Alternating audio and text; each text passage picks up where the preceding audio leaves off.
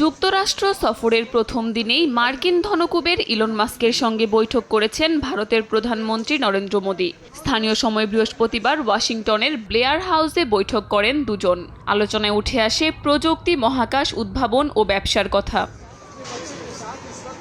মাস্কের সঙ্গে ভালো আলোচনা হয়েছে বলে সামাজিক মাধ্যম এক্সে জানিয়েছেন নরেন্দ্র মোদী। ন্যূনতম সরকার ও সর্বোচ্চ শাসন নীতি বিষয়েও আলোচনা করেন বলে জানান ভারতের প্রধানমন্ত্রী। আলাদা পোস্টে ভারতের পররাষ্ট্র মন্ত্রণালয় জানায়, দুজনের এই আলোচনা প্রযুক্তি ও ব্যবসার ক্ষেত্রে পারস্পরিক সহযোগিতার পথ প্রশস্ত করবে।